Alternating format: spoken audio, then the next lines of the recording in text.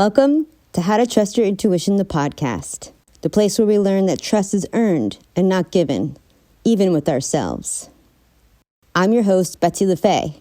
I'm a social worker, turned award-winning psychic medium, turned intuition teacher. And my school, Trust Yourself Intuition School, celebrated its 10th anniversary in 2023. Join us each episode as we interview thought leaders and luminaries in every genre. They talk about how and when they learn to trust their intuition. Most say they're still learning. What happens when they do trust it and what happens when they don't. Stick around as we all walk together down the road towards trusting our intuition. Welcome back to another episode of How to Trust Your Intuition. On today's show, we have Michelle Knight. Michelle has a gift that she offers to the world that I think most people on the planet wish they had. That's freedom of time. That means you can live anywhere, you can spend time with your family, and you don't always have to be obsessing over work. Michelle is a podcaster, writer, and speaker who is passionate about empowering women and supporting them on their entrepreneurial journeys. She's a mother and wife and loves traveling the world with her family, something her business complements. She has been featured in CNBC, Entrepreneur, Fast Company, Thrive Global, and Authority magazine. She's the founder and CEO of Brandmerry, a brand strategy and marketing company that helps small business owners build a brand that is authentic, intentional, and profitable. I had an enlivening time talking with Michelle. Thanks for being here and enjoy the episode. Without further ado, it's my honor to bring Michelle Knight to the show. Welcome, Michelle. Thank you so much for having me. I'm excited to be here. Yes, before we started taping, we were gushing about each other's plants. I think they're saying hello. So our plants are saying hello to your plants, of course. I would love for you to say in your own words, introducing yourself to the audience. What is it that you want them to know about you?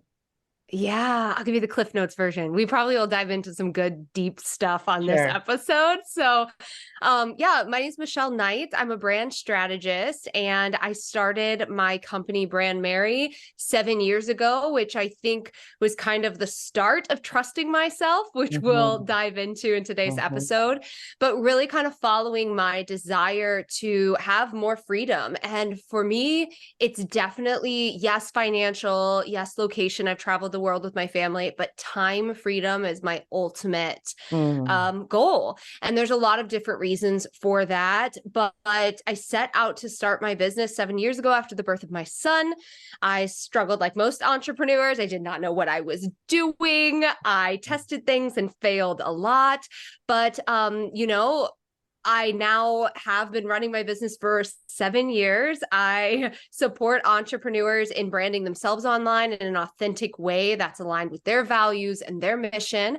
And, I've done some really cool stuff as a result of it. My husband has retired years ago from his job. My family and I sold our home and traveled full-time in an RV for 2 years. We spent months in Greece.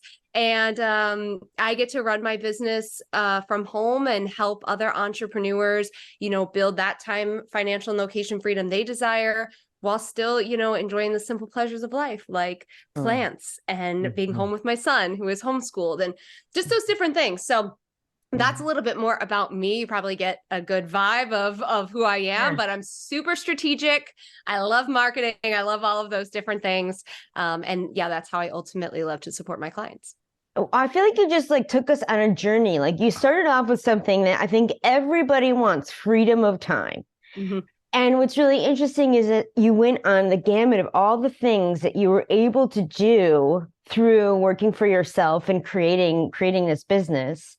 And what's interesting is, I think you solved for the problem that usually happens where I have freedom of all of that. I could be a digital nomad, but I don't want to be a digital nomad. And so when people are like, oh, have the freedom to travel and live nowhere and everywhere, I'm like, I don't want that. But when you described all those different things and now you have a place with plants, and that says a lot. You can't have plants when you're a rolling stone. That's amazing. And I can only imagine that you must really, really love helping people with their brand. Yeah, I think that there's so much, about the branding process, at least for me, and I'm probably getting ahead of myself, as we dive into some of the questions, but I really discovered who I was through that process. And by discovering who I was and going through that deep, dirty work of branding, which is a process that a lot of people skip, I've been able to create an aligned business. And so the decisions that I make in my business on what I'm going to offer, how I'm going to market, what I'm going to do with the success of my business is really aligned to me and not what someone else is telling me I should do. So I've gone against the grain a lot. There's definitely a lot of influencers and online, brands popping up more and more. We're seeing a variety there. But when I first started, how I marketed my brand colors, my barefoot photos, baby on my back, traveling the world, you did not see that, in matching that with like a successful entrepreneur that also is obviously creating revenue and making money. And so, yeah, I think for me, it's like freedom can mean whatever it looks like for you. And that's what I tell my clients all the time. And I have clients who work with me that decide, oh, I'm going to go live in a van. Great. Like they obviously attach to that digital nomad. And I have clients who are like, never would I ever. But it's just the fact that they know that they can have that level of freedom, whatever that looks like for them. And, they get that from me and my brand, I hope. And they know that that's possible for them, which is really kind of my goal. I'm just telling you, they do get it from your brand. I mean, it's exuding from your pores, which really means, that's why you're on the show. You're my kind of people, because, I'm always exuding my brand. Like there's nothing more that I like talking about. And successful entrepreneurs, ultimately, if they reach a certain amount of success over time, as in they've had years and years and years, and now they are where they are and they're successful, ultimately there had to be a trust of intuition in there, right? Because like anyone who goes to start their own thing, that's trusting your intuition. And then I could go down that rabbit hole, but it's my jam, and it's clear that you like it a lot, and I want to say we love it. I want to talk something about that love and what might be like one of the biggest trip ups or one of the biggest things that people don't see when they come to you. And I'm just going to give you like this sort of like example that comes up in my head, and I wonder if it's like common. So I have a friend, she doesn't do what you do, but like she's realizing that one of her gifts is to tell people what their gifts are, right? So it's very similar. And she said that the biggest thing with that was that most people didn't know that what they were good at or what they were doing was special or marketable, like everyone just has always loved my cookies. It's just something I've done. I can do it in my sleep. And so I just want to know, like, do those things come to you? And just if you could talk about that, I would love it. Yeah, I definitely think there is a percentage of people who come to me that aren't quite sure what they want to build a business around. And it really is that thing that's like right in front of them, that it's just like, oh, I didn't even think that was something that I was good at. And I would say even for my own business, like when I started, I was like, okay, what's my niche, right? Which of course is important. But what I've realized is like, what my specialty really is like being able to lay it all out in a very simple, easy to follow, strategy. So I could literally teach anything. Like that's what I'm monetizing. And the second I realized that, I was like, oh, like that's my sweet spot. That's my superpower, But what I would say is what you said really reminded me of brand storytelling. And so this is one of the things that I love talking about, brand storytelling. Well, I love hearing about it. Okay, great. Yeah. I love talking about brand storytelling. It's one of my specialties. I encourage all of my clients, like when they are showing up as an entrepreneur, a content creator, influencer, whatever, you have to be sharing story, because this is how people connect. This is how we build trust. This is how you also build authority. And it's ultimately why people buy. When people come to me, this is often the area where they think they have nothing special, where they think they don't have anything to share. Nothing has really happened to them. And they often discover, through the process that it's really those like day-to-day moments that are the connection, that you can share about the grocery store or a thought you had or something you realized or something your kiddo said to you. And like, those are the types of stories that, I think I know from experience, people resonate with the most. And so when you said that, that's initially what I thought. They don't realize that they already have this like superpower and these amazing stories inside of them that we get to kind of like pull out of them, which is fun. I was going to say it's very, very fun. Mm-hmm. While we're talking about all this, I did not have like my brand strategy hat on at all today. So, like I knew we were talking, but I wasn't like thinking about it. And I just had this huge magical thing happen to me yesterday, which I think you're one of the people who would appreciate this the most. So about maybe 4 years ago now, I even though my brand is trust yourself, and when you trust yourself, you know who else is trustworthy. Of course, I teach what I need to learn, right? So I trusted the wrong person to help me with a rebrand. And just to set the record straight in a nutshell, and again, I think you'll appreciate this. If you're working with someone on a rebrand, shouldn't they be talking to you about what you are and what your brand is? Yeah. Okay. Yeah. Well, yeah. So we know where that's going.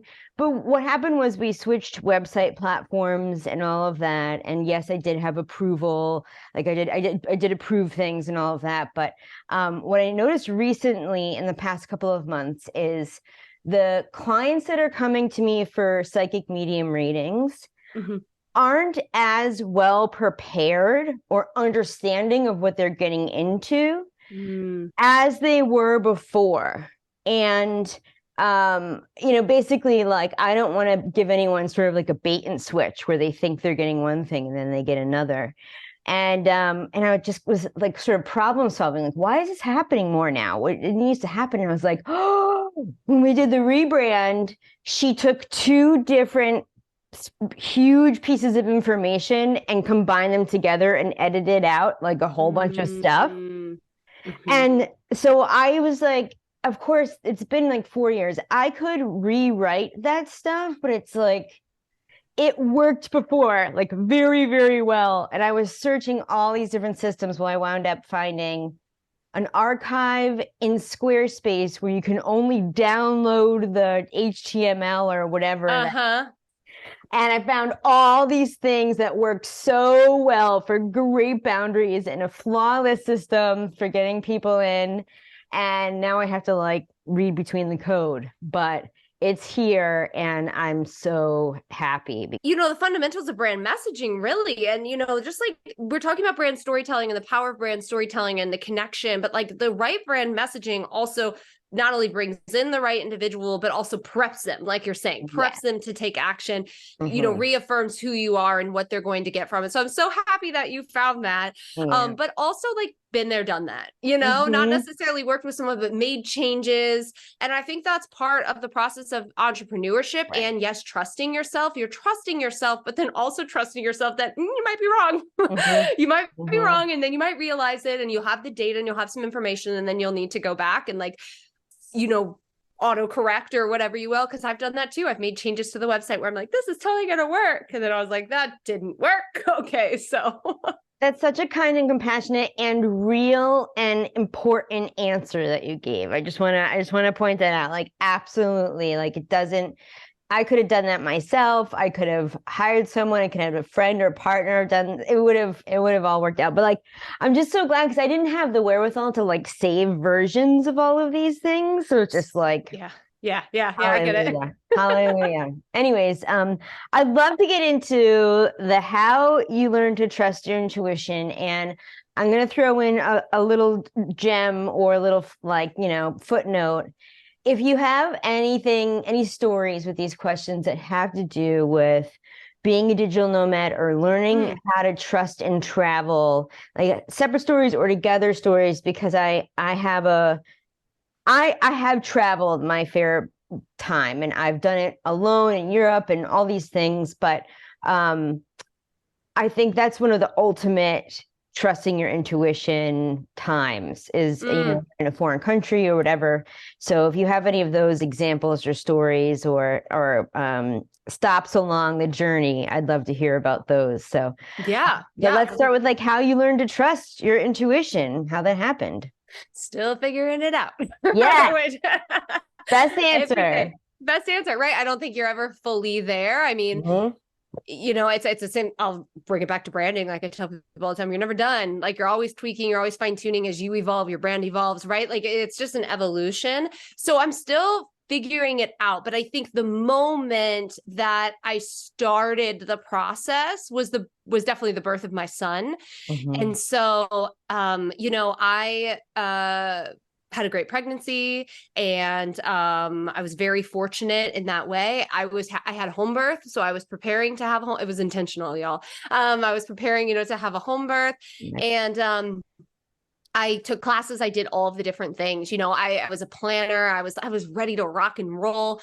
And little did I know that part of the process of delivering a child was trusting yourself and trusting your body and trusting your intuition and all those different things. And so that journey for me was really interesting, and I didn't realize it in the moment. I don't think I even realized it until maybe 8 or 9 months after the fact, as I started on my entrepreneurial journey, that was such a pivotal moment, because I prolonged the birth of my son because I didn't want to become uncomfortable, because I didn't think my body could handle it, because I didn't want to surrender or release. And those are like the fundamental things of trusting myself that I've learned along the way, is that there's that leap and the net will appear, analogy. And so that was like the pivotal moment that started it. And then, my son's 7 now, he's the same age as my business. And 7 years in, it's just been trusting myself over and over and over again.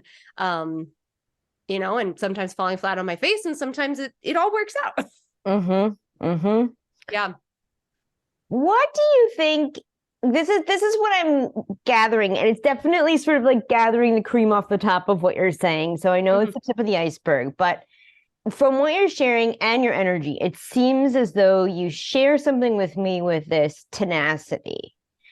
And it's like always keeping the hope or faith alive of like moving forward in that way. And I don't actually feel any spiritual bypassing either. So what do you feel like gives you the like, even if I fall, I'm just going to get back up and keep going? Yeah. Yeah, it's kind of interesting. Because I know we were kind of wanting to talk about travel, and I might be throwing you a giant curveball here, but I've experienced a lot of grief in my life. I lost my brother to cancer 14 years ago this year. Yesterday was actually his birthday, which we celebrate every year as a family. Like my son knows who he is, even though they've never met. And so that was not that I hadn't lost grandparents and stuff before, but that was definitely a moment where I looked loss directly in the face. And I realized in that moment that like, this is it, like as me and this human body, this is it, And so I can't really hold back, like I've got to try stuff, and it might not work out. I'm going to survive, right? Like I've got to take these leaps of faith and do things that maybe don't make sense, because I know that that's what I want to do. I know that that is my truth in this moment. And, that is essentially why my husband and I decided to sell our home, our first home, and travel. We lost my brother in 2009. My husband was actually his best friend. We were not together at the time. We got together almost like 6 months later, and now we're married and have a kid. So I need to write a book about that. But we both experienced that. And then in 2018, after having my business, we lost my grandmother and his mother in the exact same year. Wow. And we looked at each other one night, and we were like talking about traveling, and we're like, what are we waiting for? Like, what are we waiting for? And within 3 months, we had packed everything up, bought an RV, listed our home, sold our home. He left his job, and we started traveling as digital nomads. So to go back to your question, I don't know if it's so much a hope as it is, which is funny. I do have hope tattooed on my wrist. Oh, Oh, hey, yes. As much as it is a desire to fully live this one life and not take anything for granted. wow. I'm gonna have to absorb what you said and see if it really is a lot of my story. I can't tell you because it's such a unique lens. But what I will say is I believe my tenacity comes from looking death in the eye several times at, yeah. So I get that for sure. Just out of curiosity though, what is your relationship to hope, especially since it's on your wrist? Yeah, that's great. So it's like a word my mom always just used. Like, the 90s, we had hope all like signs all over the house, like live, laugh, love, and hope and stuff like that.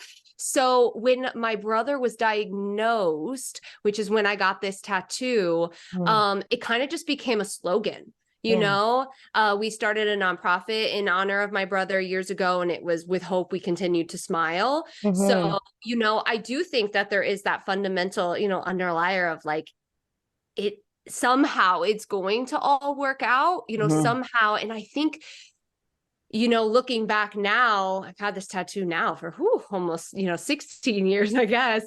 But it's not hope necessarily that it's going to work out exactly as we maybe imagine it, right? Like my brother did not survive.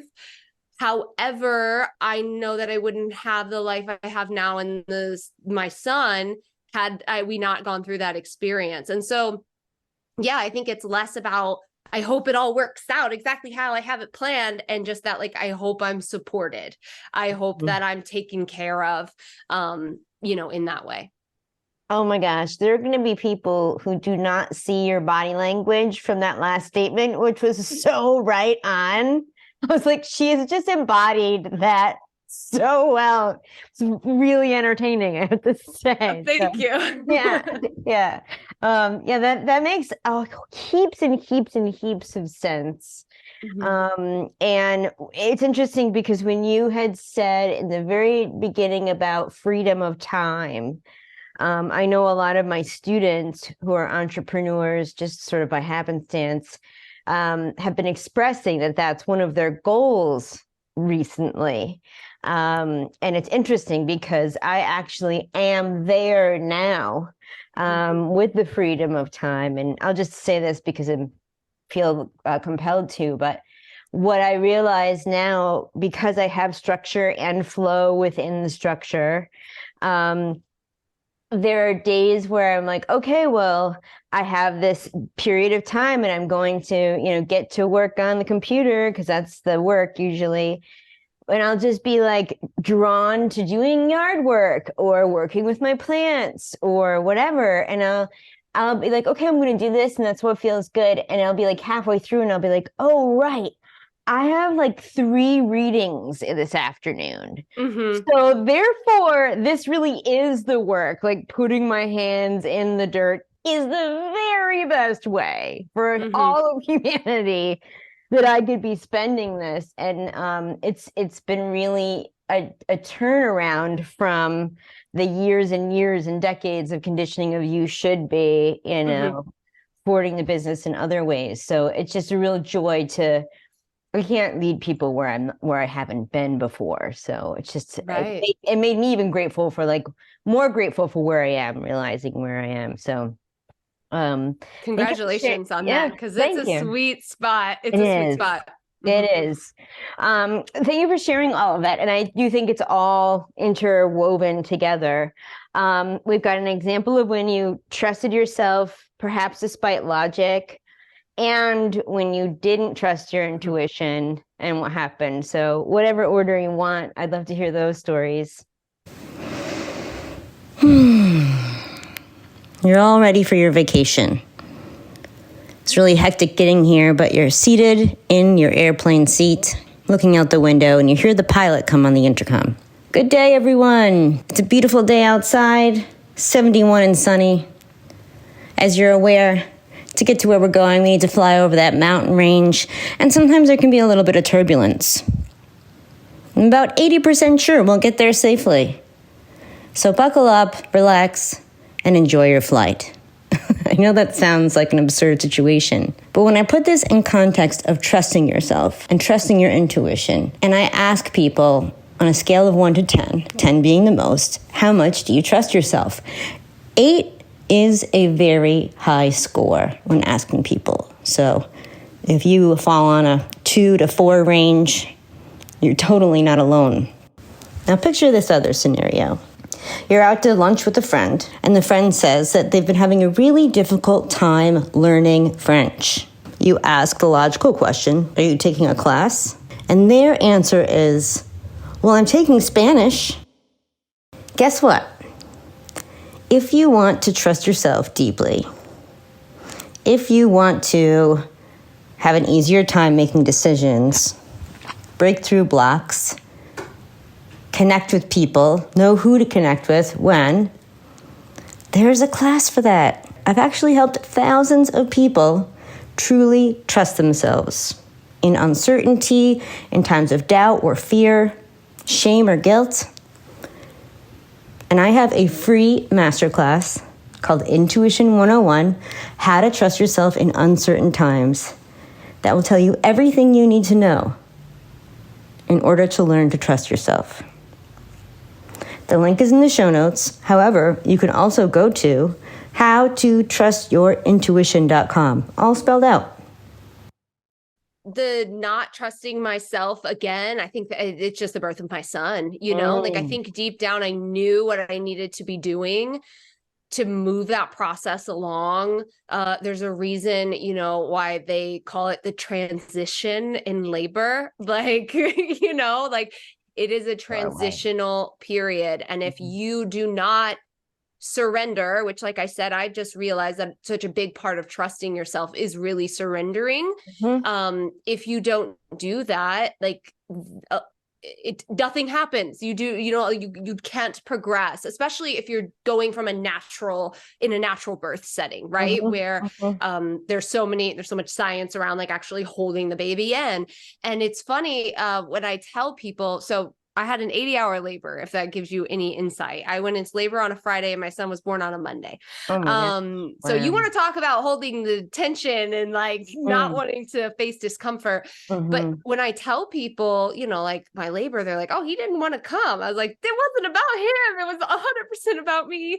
And just releasing, you know? And so the second that I did that, I remember my husband just being like, you can do this.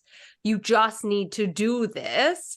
And I was like, okay. And I think that was the pivotal moment where I just trusted the process. Like I let fear go. I trusted the process. I surrendered. And, you know, my son was born, you know, a couple hours later and healthy baby boy. So that really was the moment. I guess it's a combination kind of, but that was the moment that I really did it to trust myself. And then, you know, what happened. And then I did. Yeah. So Michelle, I just have to say, like, I was literally thinking probably a week ago about how I wanted to hear more women speak about the birth experience because I felt that, number one, having not given birth, that it's more rare that I'm in these direct conversations. Sure, I can like listen in on a podcast or whatever.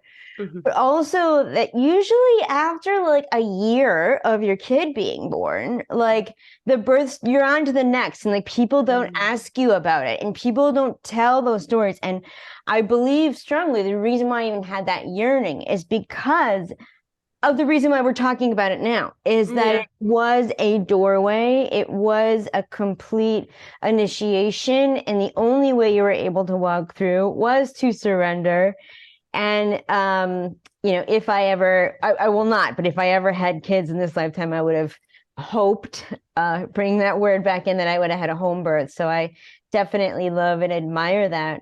I feel like I didn't want to like, I guess it's like not even apples to oranges, but the way you're describing it, and it is how I would imagine, it feels so much like an intense like ayahuasca ceremony or something like that. Like those are the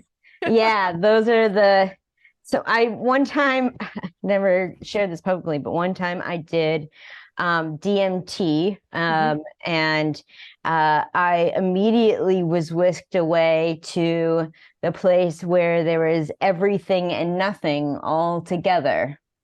And I can really just imagine that the feeling emotionally, physically, mentally was very similar to your 77 hours of labor that you had, right?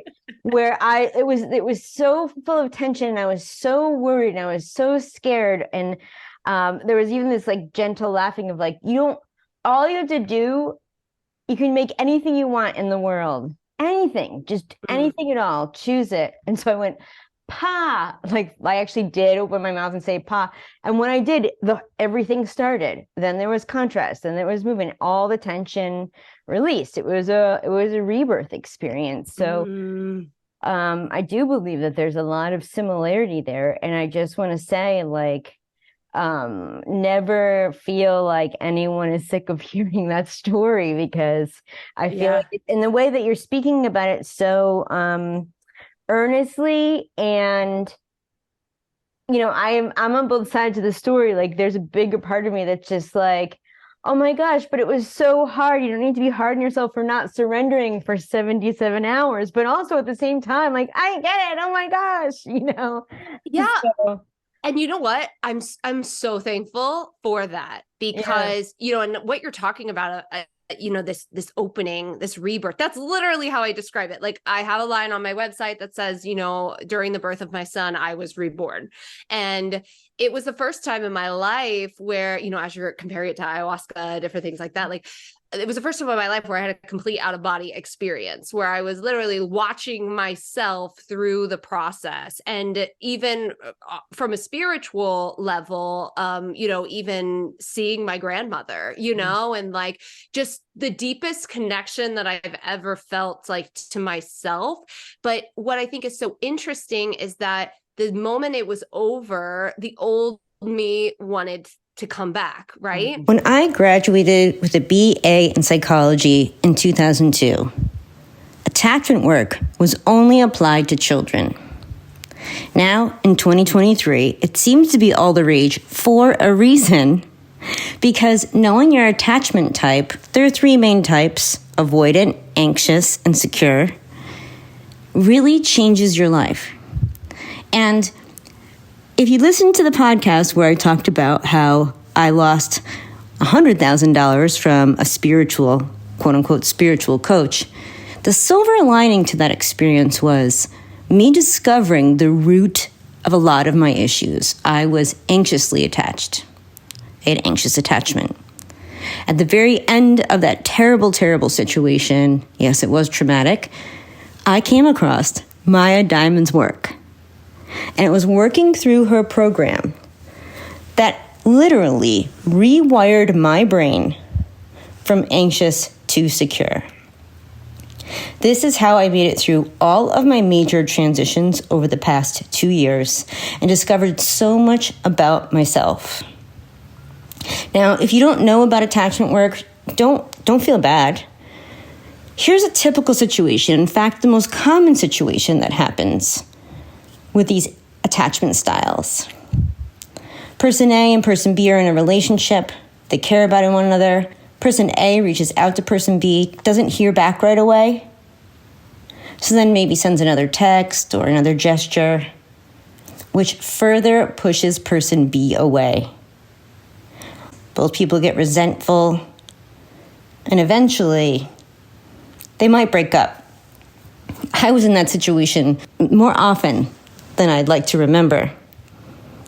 I married the wrong person, I had toxic family relationships, and had no idea until I took Maya's program. So, the link for a free consultation is in the show notes. And I'm so happy to offer it all the podcast listeners. If you sign up for her program, you will get a free session worth $500 with Maya Diamond herself, one-on-one. That's just for How to Trust Your Intuition podcast listeners. And so, and you talked about wanting to hear this story. And so if there are other mothers listening, that is one of the reasons that I really struggled with postpartum and had a very difficult postpartum experience that lasted months because of this battle internally of holding on to the person that I was while fully stepping into the person that I am today, starting that process. Mm-hmm. And I know a lot of individuals, whether it is a birth or a grieving process or an amazing ceremony, I think there is that you come back to reality. And now how do you navigate that experience? And that's what I've been doing for 7 years. It sounds like the process of even recovery of something, of addiction, right? Because you let go of something and then you have that old you that wants to come back and rely on that thing, whatever it is. Maybe this is a curveball, but I'm curious. So there is something about 7 and years put together, 7 years, like the 7-year cycle of so many things. So like, what say you about that, Michelle, with all these 7 years that have been happening, and we're at 7 years now? Oh, I love this question. Yeah. It's funny that you said that, because the second you said 7, I knew where you were going, because I also understand the connection, but I hadn't actually sat back and thought about that. So, all right. So where am I at? I'm in the thick of it, right? I would say actually around, and I'm having an aha moment right now, right around the time that my son turned 7, which is December, I started to really think about like, okay, how is my business structured? Like, what are my top priorities? What does my family need and want at this time? What do I need and want? So my husband and I bought a house. We bought my parents' house. Actually, they retired. We bought their house to fix it up. And that has been giving myself permission to do that. Like, I don't think 7 years ago, I would have given myself permission to do that on a whim and just trusted that that was what we needed to do. I've also been doing a lot of healing work, around drinking. I have been, health. And I'm at this moment, I was just telling my husband today, I'm at this moment where it's almost like the 7-year buildup. And now it's like the fruit of all of that work. So yeah, it's so interesting to have that realization just now. But yeah, it's the identity shifts that have been happening are really, really small. And I think with this in the last like 4 or 5 months, I'm now seeing like, oh no, like this is it. This is who we are, like fully stepping into it 100%. And matching my lifestyle and the different things that I do to ultimately who I know, my most authentic self. That's amazing. Bringing it almost full circle to what we first started talking about, what I'm so joyously happy about for you is you not only have created for yourself, but help other people create freedom to spend their time doing what they want to do. And we know that in today's world, the ability for a mother of a 7-year-old to have freedom to work on herself is ginormous. And it's something that you're doing for everybody. I just want you to know. And it really, really excites me. And I'm just like, oh, wow. And it also gives, when I see one example of it, I know that more are coming, more are out there, and other people can be inspired. And so, I'm impressed, I'm proud, I'm happy. I'm like, go you, this is awesome. Thank you. Yeah.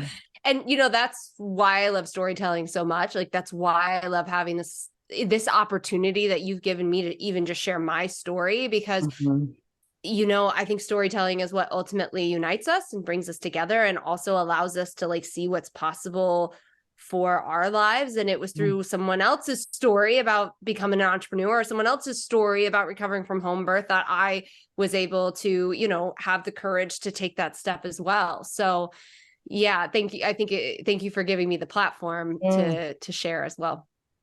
Well, where can people find you, and what would they come to you specifically for if they don't have an idea already?